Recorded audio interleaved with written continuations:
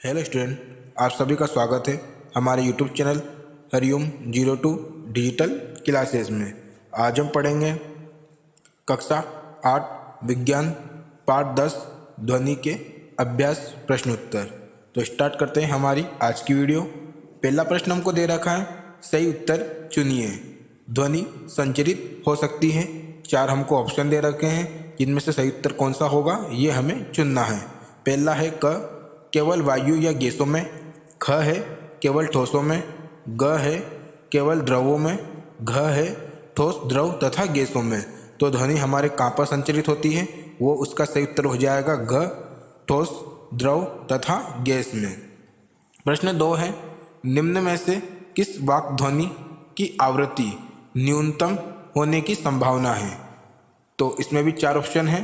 क है छोटी लड़की की, ख है छोटे लड़के की, ग है पुरुष की, घ है महिला की। तो इसका सही उत्तर हो जाएगा ख, छोटे लड़के की। प्रश्न 3 है, निम्नलिखित कथनों में सही के सामने टी तथा गलत कथन के सामने एफ पर निशान लगाइए। तो इसमें हमें का भाग दे रखा है, ध्वनि निर्वात में संचरित नहीं हो सकती। ये हमारे सत्य है या असत्य। तो ये हमारे सत्य हैं, तो इसके सामने हम टी पे राइट का निशान लगाएंगे। ख भाग है, किसी कंपित वस्तु के प्रति सेकंड होने वाले दोलनों की संख्या को इसका आवर्तकाल कहते हैं। ये हमारे असत्य हैं, तो इसके एफ पर हम टिक लगाएंगे, राइट का निशान हम एफ पर लगाएंगे। ग है, यदि कंपन का आयाम अधिक है तो ध्वनि मंद होती है।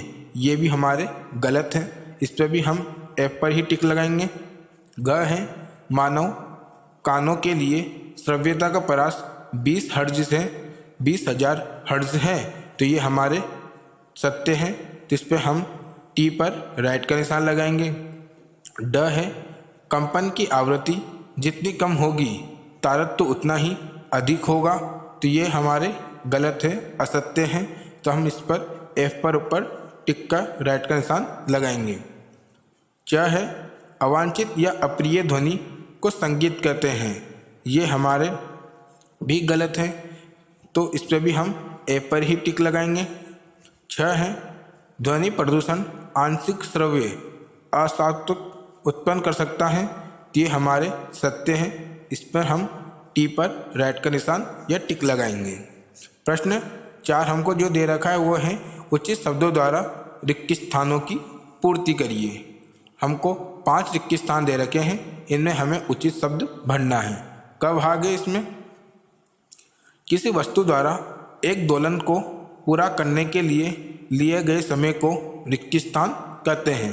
तो किसी वस्तु द्वारा एक दोलन को पूरा करने में लिए गए समय को आवर्तकाल कहते हैं। रिक्त स्थान की जगह आएगा आवर्तकाल। ख है, प्रबलता कंपन के रिक्त स्थान से निर्धारित की जाती है। प्रबलता कंपन के आयाम से निर्धारित की जाती है। रिक्त स्थान की जगह आएगा आयाम। ग है हमारे, आवृत्ति का मात्रक है। आवृत्ति का मात्रक हर्ट्ज है, रिक्त स्थान की जगह आएगा हर्ट्ज। घ है, अवांछित ध्वनि को रिक्त स्थान कहते हैं। अवांछित ध्वनि को शोर कहते हैं, रिक्त स्थान की जगह आएगा शोर। ड है, ध्वनि की तीक्ष्णता कंपनों की रिक्त स्थान से निर्धारित होती है। तो ध्वनि की तीक्ष्णता कंपनों की आवृत्ति से निर्धारित होती है, रिक्त स्थान की जगह आएगा आवृत्ति। प्रश्न 5 है, एक दोलन 4 सेकंड में 40 बार दोलन करता है। इसका आवर्तकाल तथा आवृत्ति ज्ञात कीजिए। हमको इसमें एक दोलक की समय दे रखा है, 4 सेकंड में वो 40 बार दोलन करता है, तो उसका हमें आवर्तकाल ज्ञात करना है। तो लिखते हैं 40 दोलन पूरा करने में लगा समय, जिसका होगा 4 सेकंड जो हमको दे रखा है। तो एक दोलन पूरा करने में लगा समय होगा 4/40, मतलब 1/10, 0.1 सेकंड। आगे लिखते हैं आवृत्ति, 4 सेकंड में होने वाले दोलनों की संख्या होगी हमारे पास 40, और 1 सेकंड में होने वाले दोलनों की संख्या होगी 40/4, मतलब 10। ये हमारे इसका आवर्तकाल भी निकल गया और आवृत्ति भी निकल गई। आवर्तकाल हमारे पास आता है 0.1 सेकंड और आवृत्ति आती है हमारे पास 10। बढ़ते प्रश्न 6 की ओर। प्रश्न 6 है, एक मच्छर अपने पंखों को 500 कंपन प्रति सेकंड की औसत दर से कंपित करके ध्वनि उत्पन्न करता है। कंपन का आवर्तकाल कितना है? इसमें हमें प्रति सेकंड कितने कंपन कर रहा है वो दे रखा है और इसमें हमें आवर्तकाल इसमें ज्ञात करना है। तो लिखते हैं 500 कंपन करने में लगा समय वो है हमारे 1 सेकंड। तो एक कंपन करने में लगा समय हम इसमें 1 सेकंड में 500 को डिवाइड कर देंगे तो 1/500 सेकंड, तो ये हमारे पास होगा 0.002 सेकंड। ये हो गया हमारे इसका आवर्तकाल। प्रश्न 7 है, निम्न वाद्य यंत्रों में उस भाग को पहचानिए जो ध्वनि उत्पन्न करने के लिए कंपित होता है। क है ढोलक, ख है सितार, ग है बांसुरी। तो क ढोलक ये है इसमें तनिज झिल्ली, घ होगा सितार इसमें है तार और बांसुरी इसमें वायु स्तंभ के द्वारा ये कंपित होते हैं। प्रश्न 8 है जो हमको दे रखा है वो है, शोर तथा संगीत में क्या अंतर है? क्या कभी संगीत शोर बन सकता है? तो लिखते हैं इस प्रश्न का उत्तर। शोर अप्रिय या अवांछनीय ध्वनि को शोर कहते हैं। और संगीत की परिभाषा क्या है? लिखते हैं सुस्वर ध्वनि को संगीत कहते हैं, ये सुखद होती है। हाँ, संगीत भी कभी कभी शोर बन सकता है यदि संगीत अत्यंत प्रबल हो जाए। ये हमारे शोर तथा संगीत में अंतर हो गए। प्रश्न 9 है, अपने वातावरण में ध्वनि प्रदूषण के स्रोतों की सूची बनाइए। तो ध्वनि प्रदूषण हमारे आसपास ऐसे कौन से स्रोत हैं जिनसे हमारे ध्वनि प्रदूषण होती है, इनकी हमें सूची बनानी है। लिखते हैं इस प्रश्न का उत्तर। ध्वनि प्रदूषण के स्रोत निम्नलिखित है। पहला, वाहनों की ध्वनियाँ। दूसरा, विस्फोट मतलब पटाखों का फटना। तीसरा, मशीनों से भी हमारे ध्वनि प्रदूषण होता है। चौथा है लाउड स्पीकर, यदि हम स्पीकर को ऊंची आवाज़ में बजाते हैं तब भी हमारे ध्वनि प्रदूषण होता है। पांचवा है वातानुकूल। छठा है कूलर से भी हमारे ध्वनि प्रदूषण होता है। सातवां है ऊंची आवाज़ में चलाए गए रेडियो, टीवी आदि। इन सभी स्रोतों से हमारे वातावरण में ध्वनि प्रदूषण फैलता है। प्रश्न 10 है, वर्णन कीजिए कि ध्वनि प्रदूषण मानव के किस प्रकार से हानिकारक है। कि मानव के लिए ध्वनि प्रदूषण किस प्रकार से हानिकारक है, इसके बारे में हमें चर्चा करनी है या लिखना है।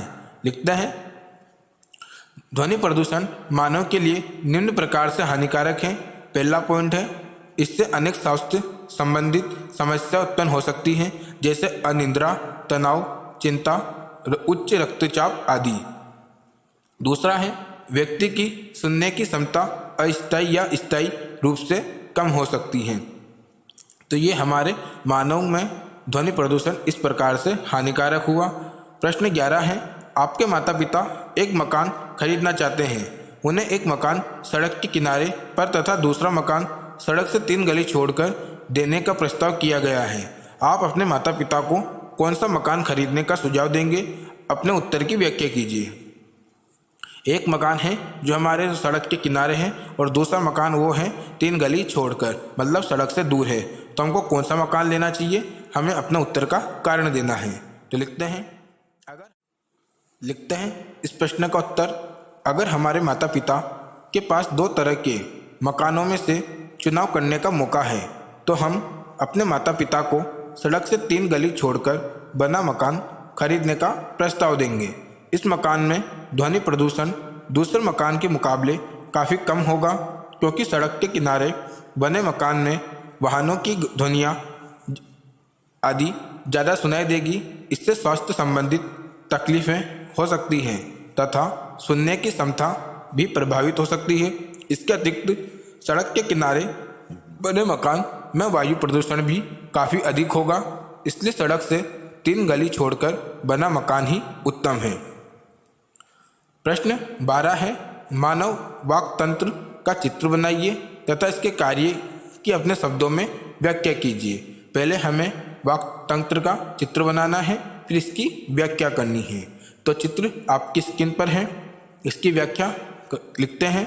मानव में ध्वनि वाक तंत्र या कंठ द्वारा उत्पन्न होती है।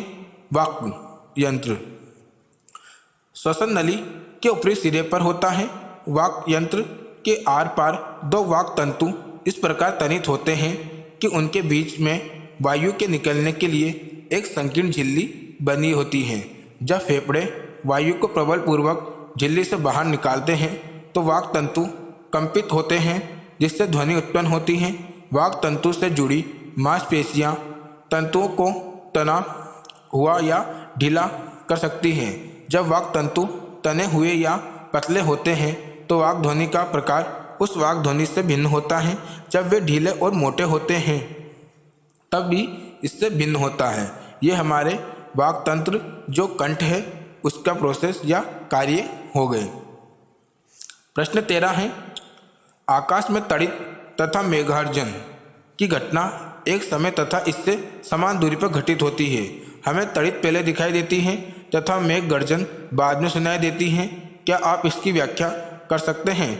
मतलब आकाश में जो बिजली चमकती है और बादल गरजते हैं वो दोनों घटना एक समय पर होती हैं, पर लेकिन ये दोनों घटनाएं हमें अलग अलग समय पर दिखाई और सुनाई देती हैं। ऐसा क्यों होता है, इसके बारे में हमें लिखना है।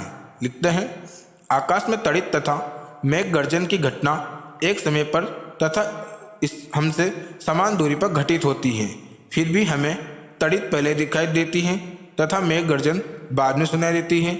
इसका कारण यह है कि प्रकाश की चाल 3 × 10⁸ मीटर प्रति सेकंड ध्वनि की चाल से काफ़ी अधिक होती है, इसलिए वह हमें आवाज़ सुनाई देने से पहले दिखाई देती है। इसका सीधा सा कारण यह है कि प्रकाश ध्वनि की चाल से कई गुना ज़्यादा होता है। इस वजह से हमें तड़ित पहले दिखाई देती है और मेघ गर्जन मतलब बादलों की गड़गड़ाने की आवाज़ बाद में सुनाई देती है।